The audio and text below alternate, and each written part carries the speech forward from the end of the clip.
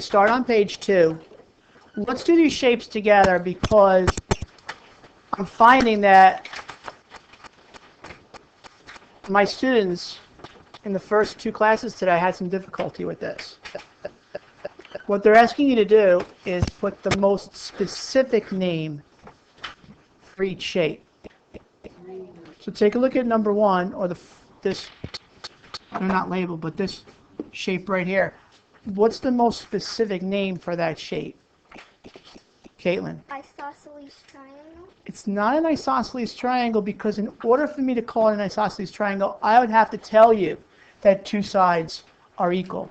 There's no measurements for the sides, so we can't say isosceles, nor can we say equilateral, because I'm not giving you the sides dimensions. Brandon? Right triangle? It is a right triangle. And what I probably should have done is made that little sign there to tell you that that's 90 degrees. Now that I've done that, it is definitely a right triangle.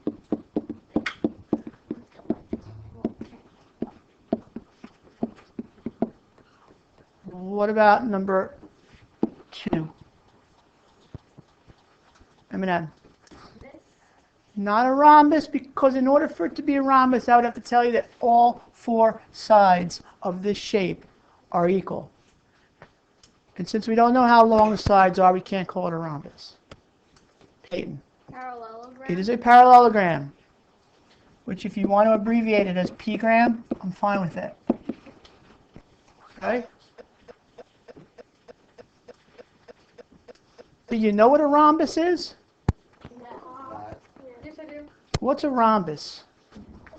Do you remember, Matthew? Well, it's like a square, and then it's like shifted, and like... By definition, in order for it to be a rhombus, you have to have 2 things that have to take place. Do you know what they are? No, I don't know.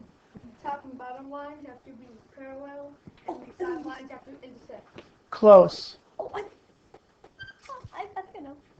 Last guess. These have to be parallel, these have to be parallel? You got it. Okay? One more other thing. You have to have 2 sets of parallel lines, and all 4 sides need to be equal in length. That's what determines a rhombus. Now look, this is a parallelogram. Parallelogram, by definition, is 2 sets of parallel sides.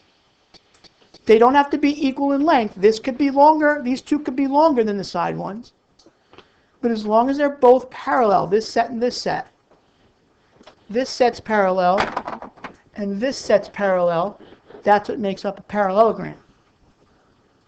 What about number 3? And again, I'm not telling you how long these sides are, so be careful.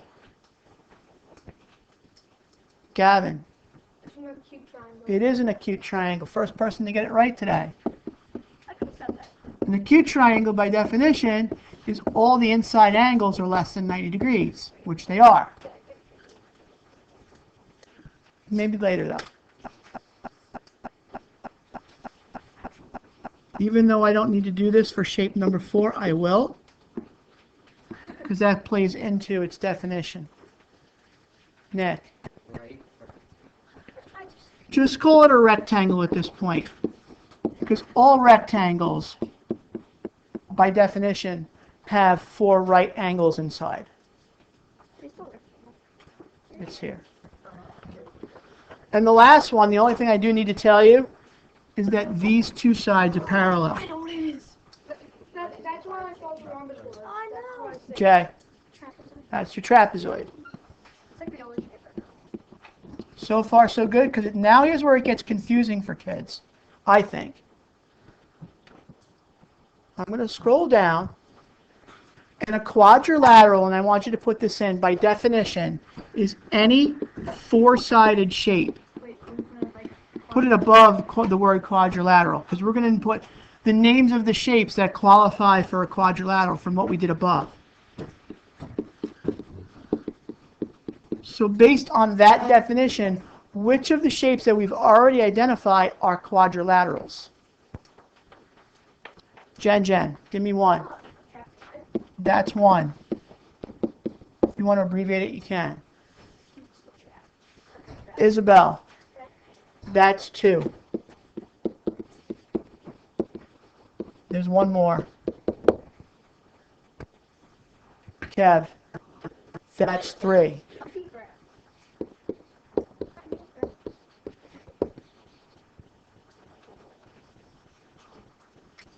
Understand the difference that quadrilateral is a very general term, whereas trapezoid, rectangle, and parallelogram are more specific names. Therefore, I could tell you this, and don't let this confuse you. All trapezoids are quadrilaterals.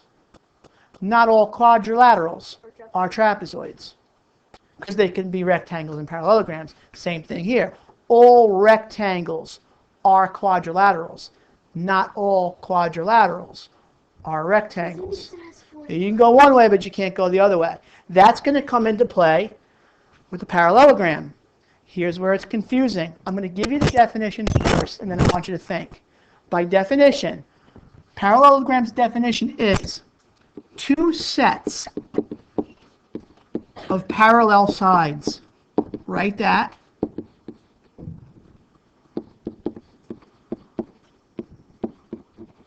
Based on that definition, what shapes above are parallelograms? Delaney is 1.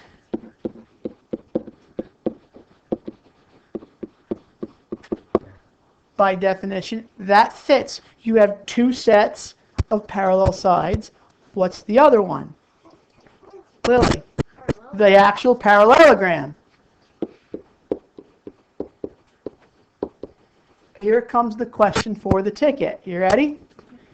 Going back and looking at, listen to my question. Since they're both parallelograms, what makes a rectangle the more specific name? What does the rectangle have that the parallelogram does not have?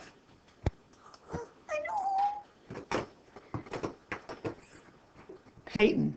90-degree angle sides. That's it. 4 90-degree sides now makes it the more specific name of rectangle. Come get.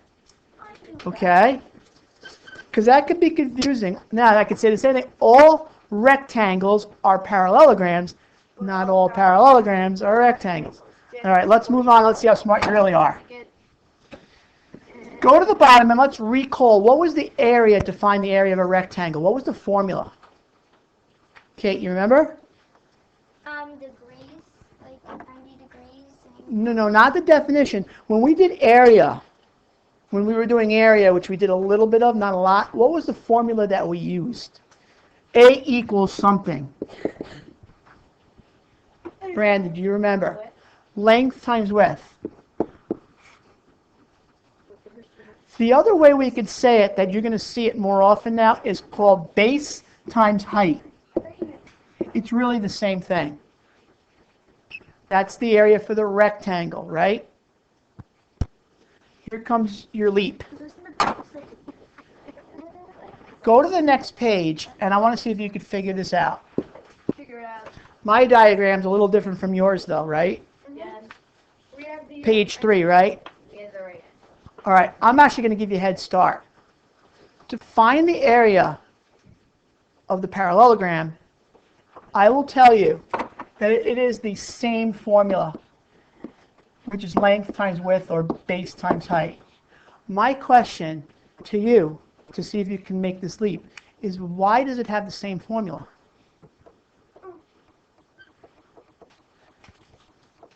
And think about what area is when you find the area of something. Leah, first crack.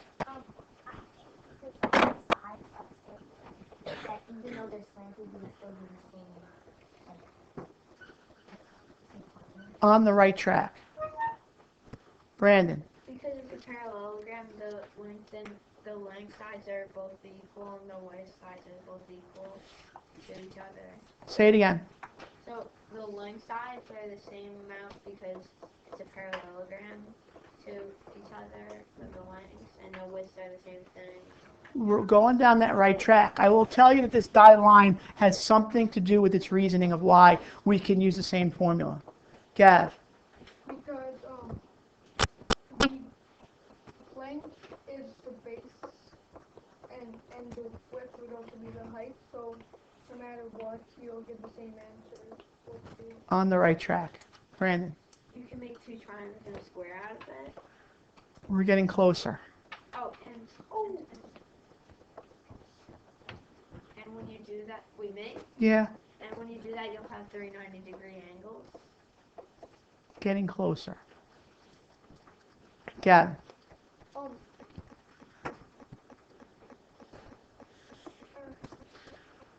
question for all of you. If I were to break this up and put a dotted, like I've done a dotted line here, and if I were to somehow figure out how many units are on the inside of this, and then find out how many units are just inside this triangle, and then add it together, would I get the total area of the shape? Yes. Yes? So if I do the area inside of here and the area here and add it together, would I get the same? Yes. Yes. What about now? No. The area here and the area here, if I add it together, would it give me the same shape? The same of the area of the entire shape? yes. Yes. Wait, what? If I find the area here and the area here and I add it, would I get the same area as the entire shape? The answer is yes. If I find this area and find this area and I add it, would it be the same as the entire shape? Yes. Yes. Agreed? Yes.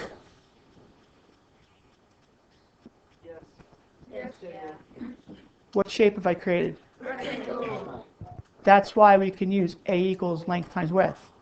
I haven't changed the size of the shape. All I've done is reposition that piece.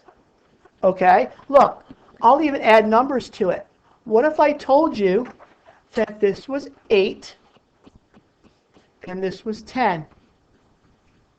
The whole piece. Out of this 10, let's say this was 6 and this was 4 for a total of 10. Good so far? My height up and down is 8. My total length is 10, of which it's two pieces, 6 and 4. Still 4, still 4, still 4.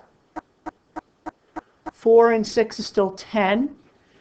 Up and down this piece is still 8. But in moving that piece, I've changed the parallelogram to the, which is why it's the same formula can be used.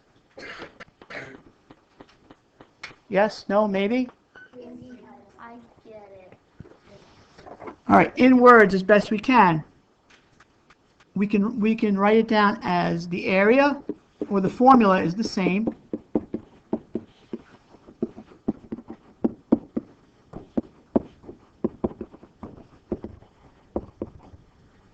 Because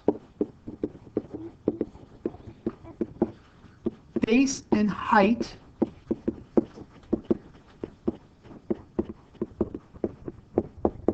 is the same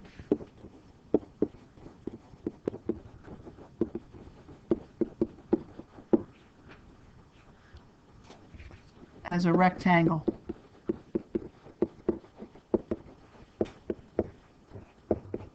Which is A equals base times height. I'll let you get caught up and then we're going to put it into play and practice it. Okay, let me get you started with exercises 1 to 4. I told you, I think if you remember 3 weeks ago, repeat after me. Formula, substitute, evaluate, and units. We're going to do the same thing for our area of our parallelogram. What's our formula for our parallelogram? A equals what? Let's use base times height from here on out, though. And as a matter of fact, we could just put BH because now you know when you see two variables together, it means to do what? What is my base? Jay. Substitute it in. Forget about the units for right now. We'll worry about them at the end. Let's just deal in numbers.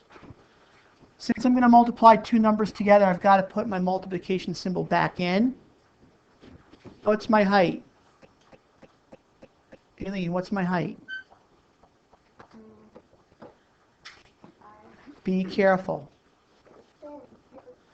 my height has to be perpendicular to my base. If this is my base, my perpendicular line is this. So what's my height?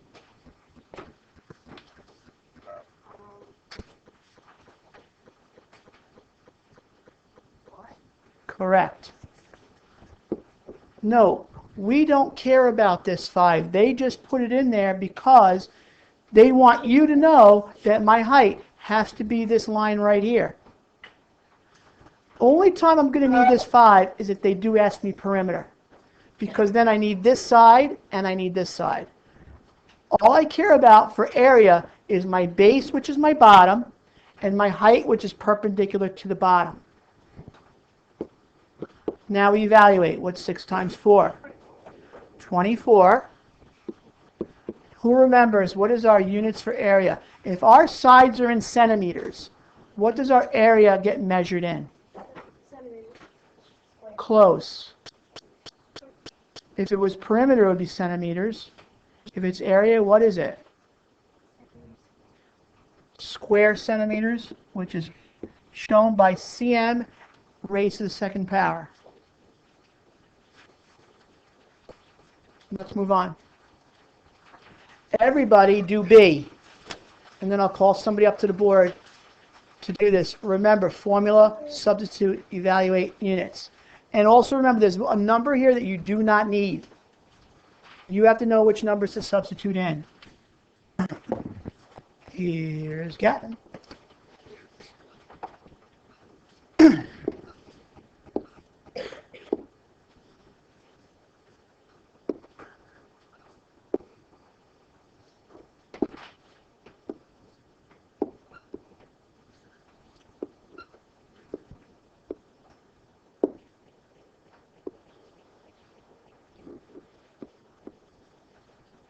I do that so many times too. You're just like me. Don't forget units. Yeah. I mean, I have 200 square meters. Dandy.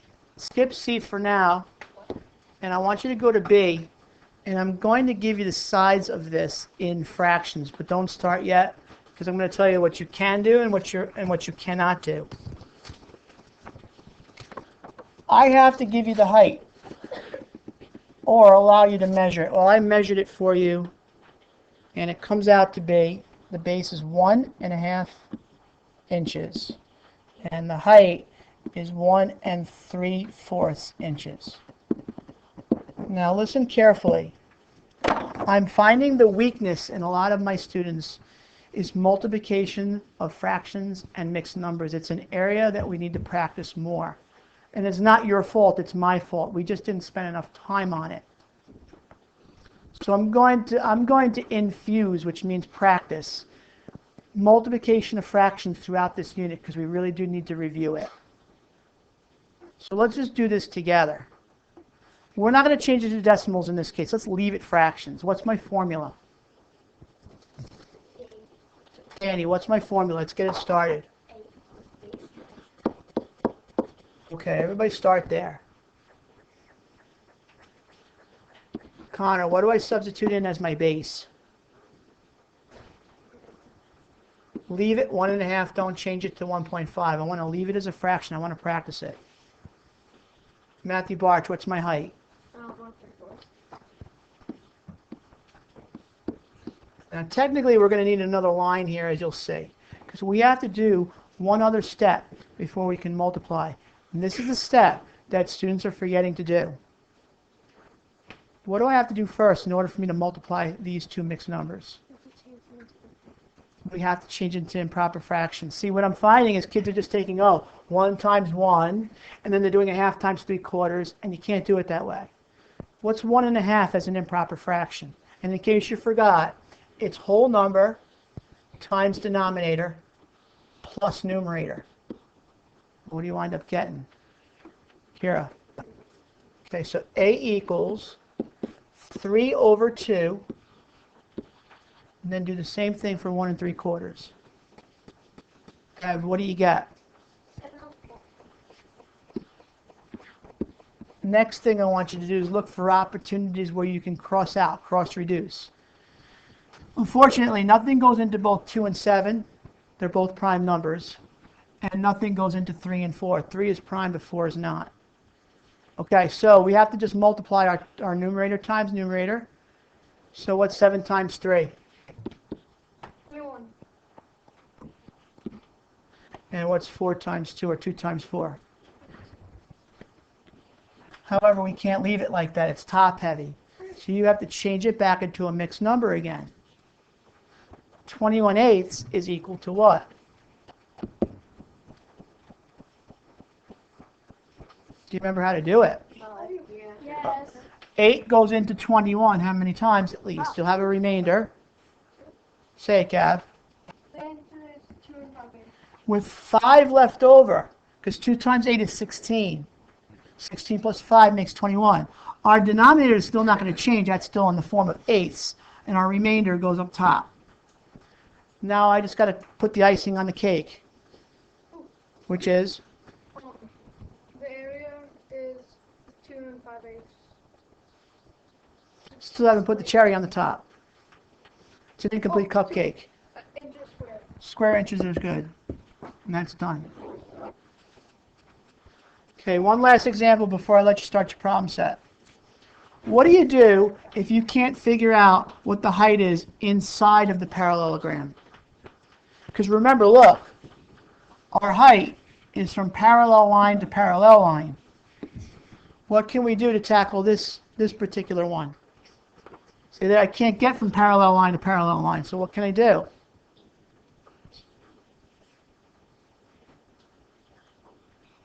Jules. And that's a lot easier than that.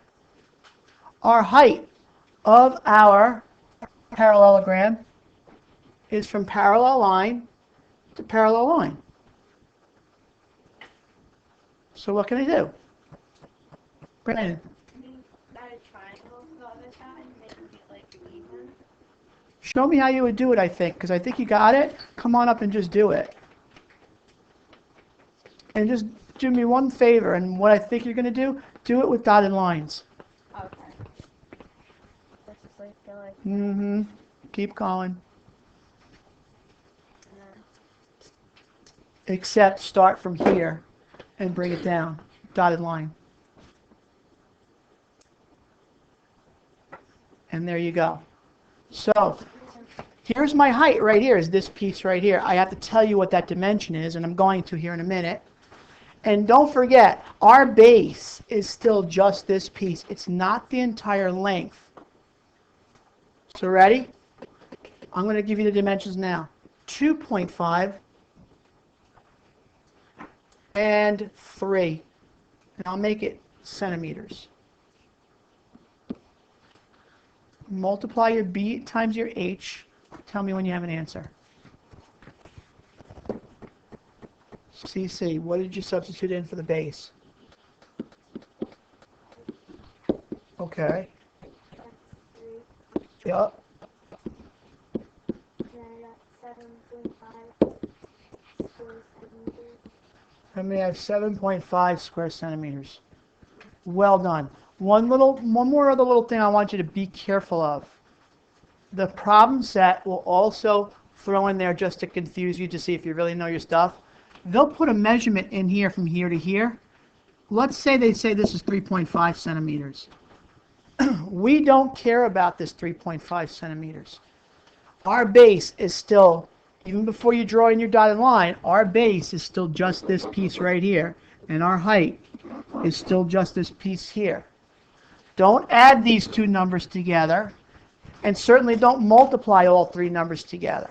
Just take your height up and down and the base that they give you, and that's how you're going to determine your answer. Okay? There's a few that we've skipped along the way, which is fine. Just start your problem set. My advanced set, kids, I need you to do the advanced set. I'm actually going to probably meet with you guys tomorrow because I want to give you a little mini lesson anyway. You know what? Tell you what. My advanced set. Go write the problem set. Tomorrow I'll meet with you and we'll do the advanced set together because it's been problematic. Okay? Stay seated though. Stay seated. Problem set on your own. There's not enough time to group up.